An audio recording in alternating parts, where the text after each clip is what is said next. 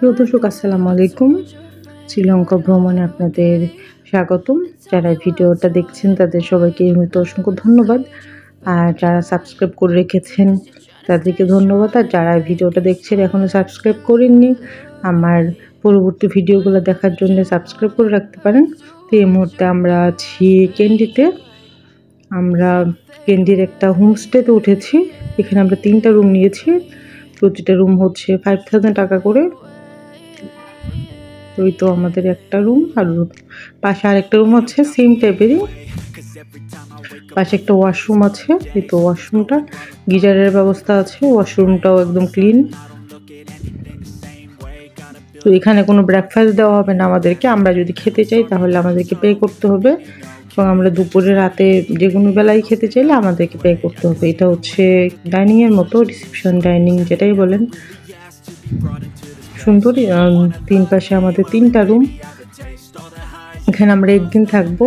আমাদের ট্যুর প্ল্যানটা হচ্ছে আমরা প্রথমে চট্টগ্রাম থেকে চলে যাই ঢাকাতে। ঢাকায় শ্রীলঙ্কান এয়ারলাইন্সে সকাল 10:30টায় ফ্লাইটে আমরা আসি কলম্বোতে। কলম্বো থেকে ওই দিনই চলে আসি আমরা ক্যান্ডিতে। এয়ারপোর্ট থেকে আমরা পাশে একটা পিকনিক ট্যাক্সি স্ট্যান্ড আছে, ওখান থেকে আমরা ট্যাক্সি করে আসি ক্যান্ডিতে। তো ওইখান থেকে আসতে আমাদের খরচ পড়েছিল 21,000 টাকা। আর আমাদের এয়ারলাইন্সের খরচ পড়েছিল 32,000 টাকা করে। তো যাওয়া আসা 42,000 টাকা। আমরা 1 মাস আগে টিকিটটা করে রাখি। এটা হচ্ছে আমাদের আরেকটা রুম। তো এখানে আরেকটা রুম আছে। এটা ডাবল বেড ছিল আমাদের। মানে আমরা মানুষ ছিলাম 3-4 জন, বাট আমরা রিল্যাক্সের জন্য অনেকটা জার্নি করে এসেছি, ঘুমানো দরকার। এই পাশেও বড় একটা বারান্দা আছে। তো এই পাশ দিয়ে গিয়ে একদম রিসেপশন দিয়ে বের হওয়া যায়, মানে 4 পাশে বারান্দা। এই যে আমরা প্রবেশ করেছিলাম সামনের রাস্তাটা দিয়ে, অনেক খোলামেলা। সামনে গাড়ি আছে, ড্রাইভার আছে, চাইলে আপনারা ওদের গাড়িও ইউজ করতে পারবেন। তবে এখানকার মানুষজন খুবই হেল্পফুল। আর এটার নাম হচ্ছে এমিলিয়া, ক্যান্ডিতে অবস্থিত। আপনার এমিলিয়া লিখে সার্চ দিলেই চলে আসবে। আর ওরা খুবই হেল্পফুল। এবং আমাদের মানে আবার নোয়ারেলিয়া পর্যন্ত যাওয়া, গাড়ি ঠিক করা, এইটা খুবই হেল্প করেছে। তো আমরা সকাল রেডি হয়ে গিয়েছি। এই রুমটাতে ছিল আমার দেবর। তো ও রেডি, আমরা কিছুক্ষণের মধ্যে বের হয়ে যাব। আমাদের গাড়ি ঠিক করে দিয়েছে ওনারা ড্রাইভারকে কল দিয়ে সব রেডি করে। তো এখান থেকে আমাদের নোয়ারেলিয়া পর্যন্ত যেতে টাইম লাগবে 3-4 ঘন্টা, কিন্তু আরও কম লাগতো। কিন্তু আমরা মাঝখানে অনেকগুলো সাইট সিইং করবো, ভিউ পয়েন্ট যেগুলো আছে সেগুলো দেখব। আমরা সাইট সিইং করতে করতে নোয়ারেলিয়ার দিকে যাব, এই জন্যে আমাদের একটু টাইম বেশি লাগবে। তো আমাদের সকালবেলা ব্রেকফাস্টে হালকা কিছু খাওয়া হয়েছে। আমাদের ভারী খাবার খাওয়া লাগবে। এই যে এটা হচ্ছে হোটেল এমিলিয়া। এখানে ওদের কন্ট্যাক্ট নাম্বার আছে। এই কন্ট্যাক্ট নাম্বারে চাইলে আপনারা যোগাযোগ করতে পারবেন। সকালে বৃষ্টি হয়েছে, বৃষ্টির জন্যে একদম পানি, মানে সকালে রাত ভোরই বৃষ্টি ছিল, সকালেও বৃষ্টি ছিল, এই মুহূর্তে রোদ উঠেছে। এখানে সবাই বসে আমরা অনেকক্ষণ গল্প করেছিলাম। এই যে হোয়াইট ড্রেস পরা, এই হোটেলটা মূলত ওনারই, পিছন দিকে ওনারা থাকেন, আর সামনের দিকটা হচ্ছে ভাড়া দেওয়া। আমরা এল্লা যাওয়ার জন্য চলে আসি ক্যান্ডি রেলওয়ে স্টেশনে। ক্যান্ডি রেলওয়ে স্টেশনটা অনেক সুন্দর, তবে এসে দেখলাম কোনো টিকিট নেই। অলরেডি টিকিট সব শেষ হয়ে গিয়েছে। এই জন্যে আমরা টিকিট না পেয়ে চলে গেলাম নোয়ারেলিয়ার দিকে। ভাবলাম নোয়ারেলিয়া থেকে যদি টিকিট পাই তাহলে আমরা ক্যান্ডি জার্নিটা ওখান থেকে করবো। যাক, টিকিট না পেয়ে আমরা লাঞ্চ করতে চলে আসলাম। সকালবেলা আমাদের হালকা পাতলা খাওয়া হয়েছে, এই জন্যে খাওয়া দরকার। এটার নাম হচ্ছে রয়্যাল রেস্ট হাউস। এটা ক্যান্ডিতে অবস্থিত। তো এখানে ড্রাইভার সাহেবই আমাদেরকে নিয়ে আসেন। তো আমরা ওনাকে বলি যে আমরা লাঞ্চ করবো, একটা ভালো রেস্টুরেন্টের জন্য আমাদেরকে নিয়ে যাওয়া হয়। এটা কিন্তু হোটেল এবং রেস্টুরেন্ট, মানে হোটেলের রেস্টুরেন্টে আমরা খেতে যাচ্ছি। এখানে হচ্ছে বুফে 1000 টাকা করে। এটা বুফের জন্য বিখ্যাত একটা রেস্টুরেন্ট বলতে গেলে উনি আমাদেরকে এখানে নিয়ে আসার এখানে সবচাইতে ভালো লেগেছে এটা রিসেপশনটা অনেক সুন্দর। এখানে অনেকগুলো ফিশ আছে, বিশাল বিশাল হোয়াইট ফিশগুলো এত সুন্দর, আসলে আমি ক্যামেরাতে খুব ভালো বোঝাতে পারছি না, বাট ফিশগুলো অনেক সুন্দর। হোয়াইট কালারগুলো, নিচে কয়েকটা ব্ল্যাক আছে, ওগুলোর অবশ্য ভূতের মতো লাগে। দেখ এখানে আপনি যদি রুম নিতে চান তাহলে আপনাকে একটু প্রাইস বেশি লাগবে, 10-এর মতো লাগবে। আমরা যেখানে ছিলাম ওখানে প্রাইস একটু কম ছিল, বাট এটা যেহেতু একটু বড় হোটেল, এখানে মানে 8, 10, 12 এরকম লাগবে প্রতিটা রুম। এটা হচ্ছে রিসেপশনের পাশেই এই অ্যাকোয়ারিয়ামটা। তো আমরা এই হোটেলের রেস্টুরেন্টটাতে খেতে যাচ্ছি। তো আমার ফিশগুলো দেখে অনেক ভালো লাগছিল, এই জন্যে ভাবলাম একটু ফিশের ভিডিও করে তারপরে খেতে যাব। কালোগুলো কিন্তু বিশাল মাছ, মানে আমার ক্যামেরাতে কতটা বোঝা যাচ্ছে আসলে জানি না, কিন্তু এগুলো অনেক বিশাল, মানে আমার মনে হয় যে 1-1.5 হাত তো হবেই, অনেক বড় মাছগুলো। তো এই রয়্যাল রেস্ট হাউসে চাইলে আপনারা থাকতেও পারবেন যদি ক্যান্ডিতে থাকতে চান। এই রিসেপশনের আশপাশটাও অনেক সুন্দর, এখানে ছবি তোলার জন্য অনেকগুলো জায়গা আছে। এই যে এখানে একটা ছবি তোলার জায়গা আছে, এই পাশে একটা ড্রেসিং টেবিলের মতো কি যেন একটা টাওয়ারের মতো, আর একটা লিফটে করে আমরা এখন উপরে যাব, মানে এটা যে রেস্টুরেন্ট আছে সেখানে যাব। তো লিফটে আসতে একটু টাইম লাগছে, যাক আমরা চলে আসছি রেস্টুরেন্টে। এই যে তবে এখানে একটা মজার ব্যাপার হচ্ছে, আসার পরই আমরা দেখি টুংটাং করে করে গান বাজাচ্ছে, মানে একজন মিউজিশিয়ান আছে শ্রীলঙ্কান ভাষায় টুংটাং করে করে বাজায় আর গান শোনায়। যদিও গান কিছু বুঝি না, মানে এসে প্রবেশ করি কান একটু ঝালাপালা হচ্ছিল, মানে বাংলাদেশি গান বা ইংলিশ হিন্দি গান যেমন কিছুটা বুঝি, শ্রীলঙ্কান গান তো আসলে একদমই বুঝতে পারছিলাম না, এই সময় একটু কেমন যেন লাগছিল। এই যে আমি আসলে গানটা শোনাইনি কারণ কপিরাইট হতে পারে, কারণ উনি যেহেতু এই গানগুলাই গায়, এই গানগুলো হয় কি একটু কপিরাইট হয়, এই জন্যে আমি আপনাদের দিকে শোনাতে পারছি না। তো এখানে গান গাইলে আবার একটু পে করতে হয়, খুশি হয়ে দিতে হয়, এই জন্যে আমরা আর গানটা বেশিক্ষণ শুনি নাই। এই যে পাশে একজন আরেকটা কি যেন বাজাচ্ছে, উনি গিটার বাজাচ্ছে, বাজিয়ে বাজিয়ে গান শোনাচ্ছে। তবে শ্রীলঙ্কার মানুষরা খুব পছন্দ করে এই টাইপের গানগুলা। তো এখানে আপনাকে 1000 টাকা করে প্রতিজন, অনেকগুলো আইটেম আমি দেখি কি কি আছে এখানে, যে বান, জেলি, এ পাশে আছে সালাদ, এই পাশেও ওই যে রসুন পেঁয়াজ এগুলো সিরকাতে ভেজানো আছে। এই পাশ থেকে শুরু হচ্ছে রাইস, এখানে ফ্রাইড রাইস, পোলাও, তারপর বিরিয়ানি, পাস্তা, এই পাশে হচ্ছে চিকেন, ফিশের 2-1টা আইটেম ছিল, ভেজিটেবল ছিল। এই পাশে হচ্ছে কারি আইটেমগুলো, সবগুলো কারি আসলে চিনতে পারছি না। তো এখানের কয়েকটা আইটেম অনেক মজা ছিল, মানে শুটকি ভর্তা, তারপরে শাক ছিল, ওগুলো অনেক টেস্টি। এই পাশটা হচ্ছে ডেজার্ট অ্যান্ড ফ্রুটস আইটেম, পাশে আইসক্রিমও ছিল, ডেজার্টের মধ্যে ছিল 2-3 রকমের কেক, তারপরে পুডিং। তো এই পাশে একটু পুডিংটা একটু দেখাই, এখানে পাঁপড় ছিল, তারপরে গ্রিন, যে এটা হচ্ছে পালং শাক কুচি কুচি করে ভর্তা করছে। সবগুলোর নাম না আসলে জানি না, মানে কিছু হচ্ছে আমাদের কমন আর কিছু কারি হচ্ছে একটু আনকমন টাইপের, তো ওগুলা নাম না জানার জন্য বলতে পারছি না। তবে এখানে চিকেন খেতে গেলে একটু প্রবলেম, কারণ ওরা তো চিকেনটা জবাই করে না, ওদের এখানে দেখলাম চিকেনগুলা মাথা সহ গলা সহ, মানে পেটটা কাটা ওভাবে রেস্টুরেন্টে ঝুলায় রাখছে গ্রিল করে, বা মানে আপনি যেভাবে বললেন ওভাবে দিবে কাবাব বানিয়ে। তো ওই জন্য এখানে চিকেন খেয়েছি, কিন্তু কেমন কেমন যেন লাগে যখন রেস্টুরেন্টে দেখলাম। যাক গিয়ে রেস্টুরেন্ট থেকে খেয়ে দিয়ে বের হয়ে আমরা চলে আসছি একটা চা ফ্যাক্টরিতে, এখানে চা কীভাবে বানায় সেটা আমরা দেখব। আর এটার নাম হচ্ছে Glenloch tea factory and tea centre, এইটা ক্যান্ডিতে অবস্থিত। তবে যে নোয়ারেলিয়া যাওয়ার রাস্তায় পড়ে এটা।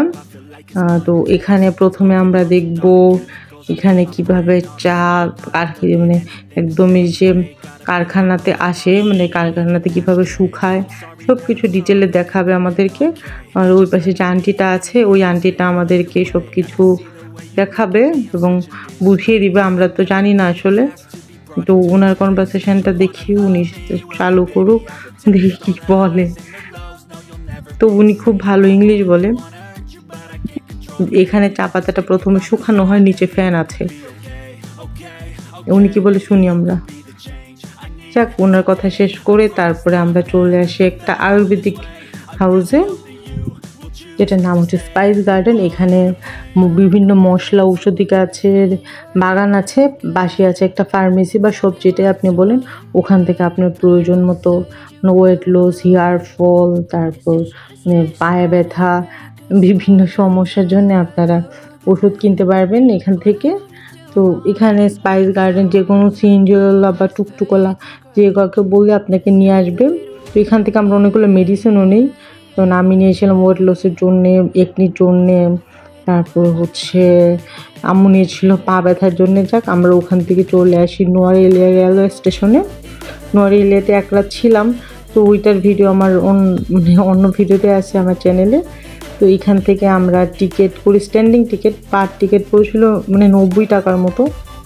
তবে এটা কিন্তু কোনো সিট ছিল না, এটা ছিল স্ট্যান্ডিং টিকিট।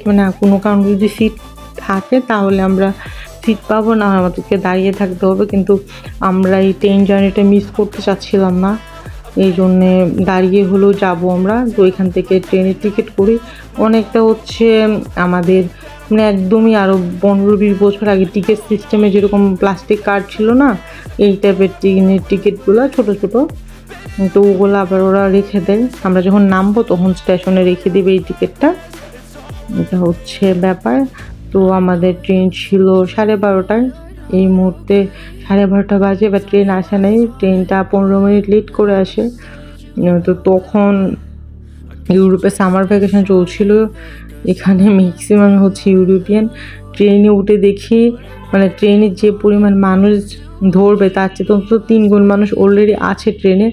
আর স্টেশনে তো মনে হয় কয়েকশো মানুষ আছে, কয়েকশো বলে ভুল হবে, হাজারও হতে পারে, আমি আইডিয়া করতে পারছি না। কিন্তু ট্রেনটা আসার পরে আমরা বুঝি যে সিট ফিল আপ, দাঁড়িয়ে থাকার মতো অবস্থা না। কিন্তু নর্মালি অত মানুষ হয় না, একটু খালি খালিই থাকে। কিন্তু আমরা গিয়েছি তখন আবার সামার ভ্যাকেশন ছিল। ইউরোপিয়ানরা আবার খুব লাইক করেছিল ওকে ঘুরতে আসতে, কারণ এখানে কেল্লাতে একটা সানবাথ করার জায়গা আছে, সুইমিং পুল আছে। ওখানে ইউরোপিয়ানরা দেখলাম সানবাথ করতে খুব পছন্দ করে, এই জন্যে ইউরোপিয়ানদের একটু আনাগোনা বেশি এখানে। ট্রেনে আমরা উঠে যাই, এই সুন্দর ভিউটা দেখতে দেখতে আমরা চলে যাই, কারণ আসলেই খুবই সুন্দর ভিউ। তো আমি যদি বসতে পারতাম ভিউটারও এনজয় করতে পারতাম, আসলে বসতে পারি না বলে অত বেশি এনজয় করতে পারিনি।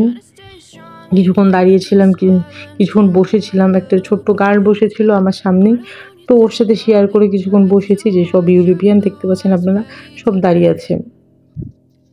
তো দাঁড়াতে দাঁড়াতে জার্নিটা চলছে আমাদের যেতে প্রায় 3-3.5 ঘন্টা লাগে। তবে একটু বসতে পারলে আরও বেশি এনজয় করতাম, ভিউটা আসলেই চমৎকার ছিল।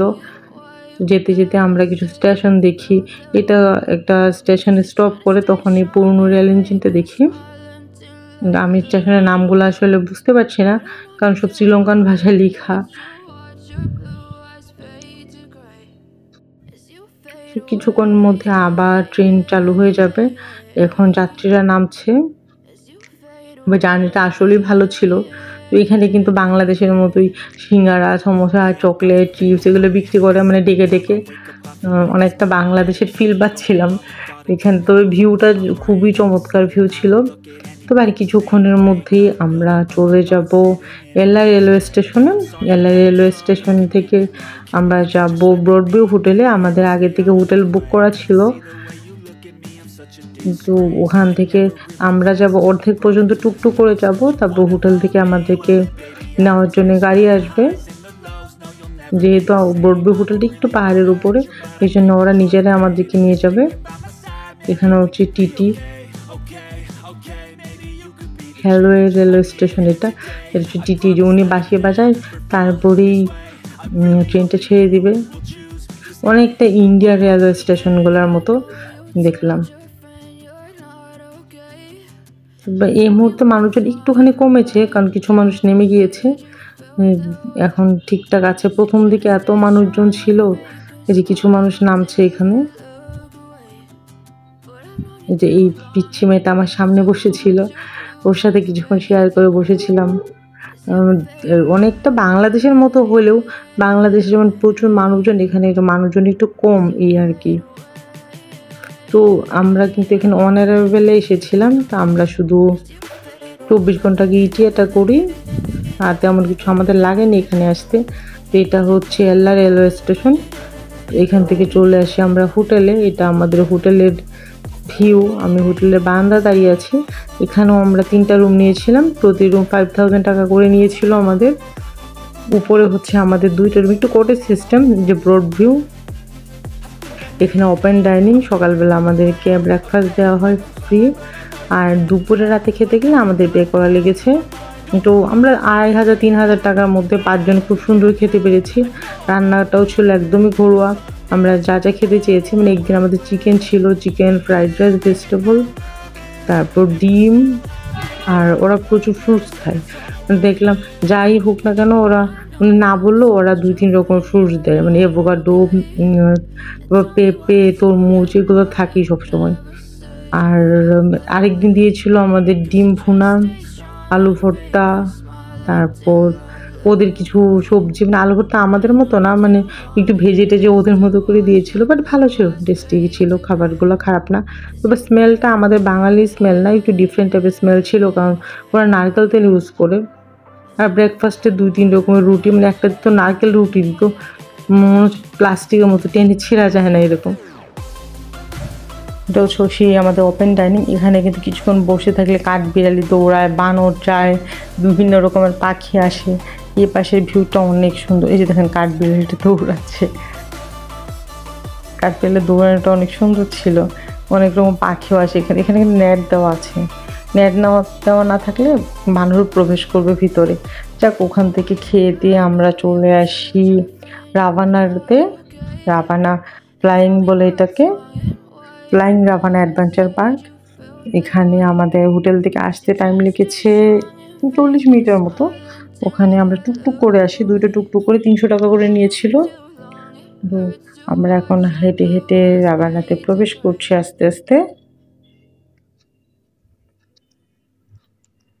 এটা হচ্ছে রাভানার সামনের দিকে জায়গাটা। এখানে আপনি মানে দোলনায় চড়তে পারবেন, লিটল অ্যাডামস পিকে পাহাড়ে চড়তে পারবেন, ক্লাইম্বিং করতে পারবেন। আর পাশে আছে একটা সুইমিং পুল, ওখানেও চড়তে পারবেন, মানে সুইমিং করতে পারবেন। এটার জন্য আপনাকে পে করতে হবে আলাদা। আমরা সুইমিং পুলের ওই পাশটাতে যাইনি, আমরা শুধুমাত্র রাভানা যে ফ্লাইং আছে সেখানে চড়েছিলাম। ও রাভানা যে দোলনাটা, ওই দোলনাটা চড়তে আপনাদেরকে বাংলাদেশি টাকায় লাগবে 2500 টাকার মতো, আর ওখানকার টাকায় মানে 750 রুপির মতো লাগবে। ওই যে ওইটাই হচ্ছে রেস্টুরেন্ট, এই পাশটা। আর এই পাশটা হচ্ছে প্রবেশ গেট।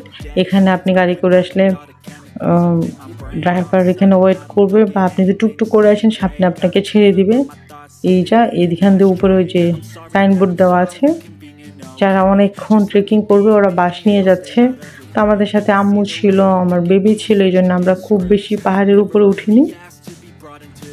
আমরা আশপাশটা ঘোরাঘুরি করি আর দোলনাতে চড়ি। দোলনাতে চড়ে আস্তে আস্তে আমরা চলে যাব হোটেলের দিকে। যে এই পাশে হচ্ছে শিকল দেওয়া আছে, কারণ যারা দোলনায় চড়বে তারা, বা যে ওই যে সুইমিং পুলটাতে যাবে তারাই আর কি এখানে যাবে। যে এটাতে আমি আর কি চড়ি, দোলনাটাতে আমি আমার হাজব্যান্ড। তো কিছুক্ষণ ওরা ধাক্কা দেয় যেন আরও বেশি স্পিডে দৌড়ায়। এই জন্যে আপনারা এই দোলনায় চড়তে চড়তে সুন্দর ভিউ পয়েন্টটা দেখতে পারবেন। সামনে হচ্ছে চা বাগান, আর পাশে হচ্ছে সুইমিং পুল, সানবাথ করছে। খুবই চমৎকার একটা ভিউ, খুব সুন্দর, আসলে খুব সুন্দর। এখানে আপনাকে চড়াবে 15 মিনিটের মতো। তবে এখানে কিছু ড্রেস আছে, মানে একদম বারবি ডলের মতো ড্রেস, ওগুলো নিতে আপনাকে 3000 টাকার মতো লাগবে। আর আপনারা যদি চান এরকম গাউন পরে আসতে পারবেন। আমি এমনিতে একটা গাউন পরে এসেছিলাম, কারণ আগে আমি ভিডিওতে দেখেছিলাম এরকম লাল রঙের এরকম লেয়ারচলা গাউন পরায়। তো আমি ভাবলাম একটা লাল রঙের ড্রেস পরে যাই, লাল ড্রেস পরে দোলনাতে চললে বেশি সুন্দর লাগে। এই জন্য যাক, আমার চড়া শেষ হয়ে গিয়েছে, এখন এইটাতে করে আমাকে নামাবে। ওরা এরকম বেল টেল একদম আটকে রাখে। ওই তো দেখলেন আরেকজন করেছে। যাক, আমাদের রাভানার ভ্রমণ শেষ, আমরা চলে আসছি কলম্বোতে। মাঝখানে জার্নিটার ভিডিও আমি করিনি। এটা হচ্ছে লোটাস টাওয়ারের সামনের দিকটা, উপরে হচ্ছে লোটাস টাওয়ার। এই যে পাশে একটা ফোয়ারা আছে, অনেক সুন্দর। লোটাস টাওয়ারের ভিউটা অনেক সুন্দর। লোটাস টাওয়ারেও আমরা প্রবেশ করেছিলাম। লোটাস টাওয়ারের প্রবেশ মূল্যও ছিল, লোটাস টাওয়ারের প্রবেশ টিকিট ছিল ৬,০০০ টাকা। ৬,০০০ টাকা দিয়ে আপনি একদম উপরে চড়তে পারবেন না, আর যদি আপনি পে না করেন তাহলে বাইরের দিকটা ঘুরতে পারবেন। এই হচ্ছে কথা। একদম উপরে টপে উঠতে চাইলে আপনাকে এই টাকাটা খরচ করতে হবে। এটা হচ্ছে ভিতরের দিকটা, কারণ পাসপোর্ট চেক করে আমাদেরকে ভিতরে প্রবেশ করা, এই জন্যে ওই জায়গাটা ভিডিও করিনি। আমরা ভিতরে প্রবেশ করে এই পাশ থেকে টিকিট করতে হবে আমাদেরকে। আর এখানে অনেকগুলো সুন্দর সুন্দর জায়গা আছে ছবি তোলার জন্য। মানে এখানে কিছু ডকুমেন্টারি দেখায় লোটাস টাওয়ারটা কীভাবে তৈরি করা হয়েছে, কি কি দেখা যায়, কি কি কালার হয়, তারপর রাতের বেলা ভিউটা কেমন হয়, এই সব কিছু এখানে বিভিন্ন ডকুমেন্টারির মাধ্যমে দেখায়। এই পাশটা অনেক সুন্দর, তো আমরা অনেক এক্সাইটেড উপরেটা দেখতে যাবো ওই জন্যে। তো ওরা টিকিট করছে উপরে প্রবেশের জন্যে। তো ওখানে পাসপোর্ট নাম্বার, নেম, কান্ট্রি অনেক কিছু ফিল আপ করতে হয়, তারপর পে করতে হবে, এই জন্য একটু টাইম লাগছে। আর টাইম লাগলেও খারাপ লাগছে না, বিভিন্ন কান্ট্রির মানুষজন দেখছিলাম। ওখানে আমার হাজব্যান্ড আর আমার দেবর ওইটার ফর্মগুলো ফিল আপ করছে। আমরা এই ফাঁকে দেশের বাইরের মানুষের একটু ভিডিও করছি। এরকম যে শ্রীলঙ্কার অনেক মানুষ দেখতে পাচ্ছি এখানে, ভালোই লাগছে দেখতে। বিভিন্ন কালচারের মানুষ আছে এখানে, কিছু আফ্রিকান আছে, তারপর কিছু ইউরোপিয়ানও আছে। তবে ইন্ডিয়ান বাংলাদেশি খুবই কম দেখলাম। যে এখানে হচ্ছে ডেস্ক, এখানেই পে করছে। তবে অনেক টাইম লাগছে, একজন একজন করে নাম এন্ট্রি করবে, পাসপোর্ট দেখবে, এইসব করতে করতে অনেক সিরিয়াল আছে। পিছন দিকেও অনেক মানুষজন জমা হয়ে যাচ্ছে, বাট আমাদের ফর্মালিটি শেষ হচ্ছে না। এখানটা হচ্ছে তাসিন সে ভিডিও করায় ব্যস্ত ক্যামেরা নিয়ে। এটা হচ্ছে আম্মু দাঁড়িয়ে থাকতে থাকতে এখন দেখতে আসলো কতক্ষণ লাগে আমাদের এগুলো প্রশ্নে ফিল আপ করতে সব কিছু। এখানে আরও কয়েকজন শ্রীলঙ্কান মহিলা আছে। তাসিনও ভিডিও করতে করতে টায়ার্ড হয়ে যাচ্ছে, তাও মানে আমাদের ফর্মালিটিসগুলো শেষ হচ্ছে না, এই জন্য সে বিরক্ত হয়ে যাচ্ছে। তো নোয়ার এলিয়া থেকে আমরা প্রথমে যাই এল্লাতে, এল্লা থেকে আমরা চলে আসি কলম্বোতে। এখন আমরা আছি কলম্বোতে আসতে আমাদের 25,000 টাকা লেগেছিল গাড়িতে। তো আসতে টাইম লেগেছে 4-5 ঘন্টার মতো। তো মাঝখানে আমরা লাঞ্চ করি এক জায়গায়, তারপর আসি এখানে। ড্রাইভার সাহেব আমাদের জন্য ওয়েট করছে, কারণ আমাদের হোটেল আছে নিগম্বো সিগনেচার ভিলা, ওইটার রুম প্রাইস ছিল 10,000 টাকা। তো আমরা এখান থেকে বের হয়ে সামনে একটা পার্ক লেক আছে, ওই লেকটাতে কিছুক্ষণ ঘুরবো, তারপরে চলে যাব। ড্রাইভার সাহেব আমাদের জন্য ওয়েট করছে। লোটাস টাওয়ার উপরের ভিউটা দেখে আমরা চলে যাই আমাদের হোটেলে। এটা হচ্ছে আমাদের নিগম্বো হোটেল। নিগম্বো এটা হচ্ছে রিসিপশনে প্রথমে আমাদেরকে একটা ওয়েলকাম ড্রিঙ্ক দেওয়া হয়, লেবু শরবতের মতো একটা জুস। আর পাশাপাশি আমাদের 2টা রুম ছিল। এখানে রুমের ভাড়াটা একটু বেশি, 10,000 টাকা করে নিয়েছিল, এই জন্য আমরা 2টা রুমই নিয়েছি। এর আগে যেহেতু 5,000 করেছিল, এই জন্য আমরা 3টা নিয়েছিলাম, যে আমাদেরকে ড্রিঙ্কসটা দেওয়া হয়। তবে গরমের মধ্যে ভালোই লাগছিল ড্রিঙ্কসটা, তবে অনেক বেশি ঠান্ডা ছিল। তাসিন একটু কাশছিল, ওই জন্য তাসিনকে পরে খেতে বললাম, আমরা খেয়ে নিচ্ছিলাম। তো এর মধ্যে আমরা পে করবো, আর পাসপোর্টটা দেখে ওনারা আমাদের রুমে প্রবেশ করতে দিবে। এই ফর্মালিটিসগুলো করতে করতে আমরা ড্রিঙ্কসটা খাচ্ছিলাম। এটা হচ্ছে আমাদের রুমে চলে এসছি আমরা। এটা হচ্ছে একটা ডাবল বেড, মানে 3জন থাকা যাবে। আর পাশে একটা রুম আছে, ওখানে হচ্ছে আবার 2টা বেড আমাদের। যাক, আমরা এখন বিচের দিকে যাচ্ছি। তো এর আগে আমরা ডিনার করে নিব, কারণ আমাদের অনেক ক্ষুধা লেগেছে। তো শ্রীলঙ্কা একটা জিনিস দেখলাম, 8টা 8:30টার মধ্যে সব রেস্টুরেন্ট রাস্তাঘাট ফাঁকা হয়ে যায়। মানে ইন্ডিয়াতে বা অনেক কান্ট্রিতে যেমন অনেক রাতভর মানুষ থাকে, বাংলাদেশে তো সারা রাতেই মানুষ থাকে, এখানে দেখুন রাস্তাঘাট একদমই খালি। তো ওখানে গেলে আপনারা চেষ্টা করবেন 8টার মধ্যে আপনাদের খাওয়া দাওয়া শেষ করে ফেলতে। তবে আপনারা কিন্তু রাতভর রাস্তায় হাঁটতে পারবেন, সেফ কিন্তু ওরকম ছিনতাইকারীর তেমন কোনো প্রবলেম নেই, আপনারা হাঁটাহাঁটি করতে পারবেন, সমস্যা নেই। তো আমাদের এখান থেকে ভিতর দিকে রাস্তা আছে, ওখানে 15 মিনিটের মতো লাগবে বিচে যেতে। তো আমরা চলে আসি একটা রেস্টুরেন্টে, এই রেস্টুরেন্টে আমরা খাবো। ওখানে আমরা অর্ডার করি পাস্তা অর্ডার করি আমার জন্যে, আর আমার হাজব্যান্ড ওরা রাইস এগুলো অর্ডার করে। তো ওখানে একটা সামুদ্রিক মাছ ছিল, চিকেন ছিল, আর এটার নাম হচ্ছে ইস্ট রিজেন্ট নিগম্বো। এখানে কিন্তু থাকারও ব্যবস্থা আছে, আপনি খাওয়ার পাশাপাশি থাকতেও পারবেন, যে ওখানে নামটা লেখা আছে ইস্ট রিজেন্ট। এই গলিটা দিয়ে সামনে কয়েক মিনিট হাঁটলেই কিন্তু হচ্ছে বিচে আমরা খেয়ে দিয়ে যাবো, কারণ এখানে যেহেতু একটু রাত হলে আর খাবার দাবার থাকে না, এই জন্যে আমরা খেয়ে নিচ্ছিলাম, খেয়ে দিয়ে তারপরে বিচে যাব। তো খাবারের মান ভালোই ছিল, টেস্টি ছিল। এই যে এটা পাস্তা, আমাদের 4টা ভেজিটেবল ছিল, তারপরে ফিশ, চিকেন। তবে এখানে না ভাত অনেক কম করে দিচ্ছে প্লেটে, আমাদের এক্সট্রা করে আরেকবার ভাত নেওয়া লাগছে, মানে অনেক ক্ষুধার ছিল। প্লেটে দেখেন একটুখানি ভাত, যে পরিমাণ তরকারি দিয়েছে সেই পরিমাণ তুলনা আসলে ভাতটা অনেকটাই কমে। দেখুন তবে পাস্তা অনেকটা ছিল, পাস্তা কিন্তু বিশাল একটা গর্তওয়ালা বাটির মতো দিয়েছে। তো আমার পাস্তা খেয়ে পুরো পেট ভরে গেছে, কিন্তু রাইস কম ছিল, ওই জন্যে আম্মু জাহিদ ওরা রাইস নিয়ে এসেছে আবার এক্সট্রা করে, অনেক কম ছিল রাইস।